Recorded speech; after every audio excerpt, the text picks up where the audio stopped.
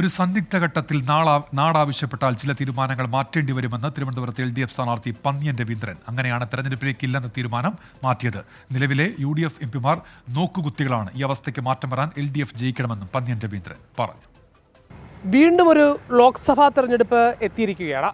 തിരുവനന്തപുരം ലോക്സഭാ തെരഞ്ഞെടുപ്പിൽ സ്ഥാനാർത്ഥികൾ പ്രചരണം ആരംഭിച്ചിരിക്കുന്നു. തിരുവനന്തപുരത്തെ ഇടതുപക്ഷത്തെ പ്രതിനിധീകരിച്ചുകൊണ്ട് മത്സരിക്കുന്ന പന്ന്യൻ രവീന്ദ്രൻ നമ്മളോടൊപ്പമുണ്ട്, 24-നോടൊപ്പമുണ്ട്. അദ്ദേഹത്തിൻ്റെ തെരഞ്ഞെടുപ്പ് പ്രചാരണം ഔദ്യോഗികമായി തന്നെ ആരംഭിച്ചിരിക്കുകയാണ്. ആ വിശേഷങ്ങളിലേക്കാണ്. സർ, ഔദ്യോഗികമായി തന്നെ ഈ തെരഞ്ഞെടുപ്പ് പ്രചാരണങ്ങൾ ആരംഭിച്ചിട്ടുണ്ട്. എന്താണ് ഒരുക്കങ്ങൾ, എന്താണ് പ്രതീക്ഷകൾ? തീർച്ചയായിട്ടും നമുക്ക് വലിയ പ്രതീക്ഷയാണ്. കേന്ദ്ര ഗവൺമെൻറ് നമുക്കുള്ള അരി പോലും മുടക്കുന്നു.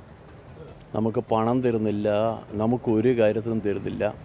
ഇതൊക്കെ നടക്കുമ്പോഴും ഇവിടുത്തെ പ്രതിപക്ഷ കക്ഷികൾ നോക്കുകുത്തികളാണ്. അവരാരും ഒരു വാക്ക് പോലും എതിർത്ത് പറയുന്നില്ല. എന്ത് നിങ്ങൾ കേരളത്തിൽ തരാത്തെന്ന് ചോദിക്കുന്നില്ല. ഇത് വളരെ അപകടകരമായ സ്ഥിതിയാണ്. അതുകൊണ്ട് ഇടതുപക്ഷ ജനാധിപത്യ പ്രസ്ഥാനത്തിന് വിജയം നമ്മുടെ നാട് ആഗ്രഹിക്കുന്നുണ്ട്. വീണ്ടും തിരുവനന്തപുരം മണ്ഡലത്തെ പ്രതിനിധീകരിച്ചുകൊണ്ട് മത്സര രംഗത്തേക്ക് ഇറങ്ങുകയാണ്. അപ്പോൾ ആ ഒരു ഗ്യാപ്പ്, ഒരു പാർലമെൻ്ററി രാഷ്ട്രീയത്തിലേക്കുള്ളൊരു ഗ്യാപ്പ് കൂടിയുണ്ട്. അല്ല, അത് ഞാൻ പ്രസ്ഥാനത്തിൻ്റെ കൂടെയുണ്ട്, ഇവിടെ ജനങ്ങളെ കൂടെയുണ്ട്. ഞാൻ 2009 ശേഷം ഈ കാലമത്രയും തിരുവനന്തപുരത്ത് തന്നെയുണ്ട്. തിരുവനന്തപുരത്തെ ജനങ്ങളെ കൂടെയുണ്ട്. ഒരു സന്നിഗ്ധ ഘട്ടത്തിൽ നമ്മുടെ നാട് ആവശ്യപ്പെടുമ്പം നമ്മുടെ തീരുമാനങ്ങൾ അപ്പം മാറ്റേണ്ടി വരും. ആ മാറ്റുന്ന തീരുമാനമാണ് ഇപ്പോൾ തെരഞ്ഞെടുപ്പിൽ മത്സരിക്കാൻ പോകുന്നത്.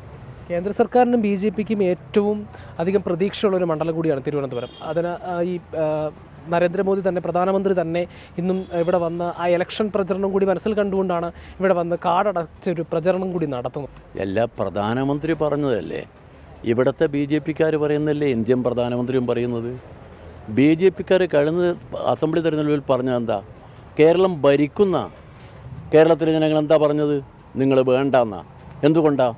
കേരളത്തിലെ ജനങ്ങൾ ഒരിക്കലും ഒരു മതാധിഷ്ഠിത രാഷ്ട്രീയ പ്രസ്ഥാനത്തെ ഭരിക്കാൻ അനുവദിക്കില്ല. പ്രധാനമന്ത്രിക്ക് പറഞ്ഞു പോയാൽ മതിയല്ലോ. അപ്പോൾ ആ രീതിയിലാണ് പ്രചാരണം. CPയുടെ സ്ഥാനാർത്ഥി ഇടതുപക്ഷത്തെ പ്രതിനിധീകരിച്ചുകൊണ്ട് തിരുവനന്തപുരത്ത് മത്സരിക്കുന്ന പന്ന്യൻ രവീന്ദ്രൻ ഔദ്യോഗികമായി തന്നെ പ്രചാരണം ആരംഭിച്ചു കഴിഞ്ഞിരിക്കുന്നു. ഇനി തെരഞ്ഞെടുപ്പ് ഗോതയിലേക്കാണ്. ക്യാമറാമാൻ സജീവിനും സതീഷിനുമൊപ്പം ഹരികൃഷ്ണൻ, 24 തിരുവനന്തപുരം.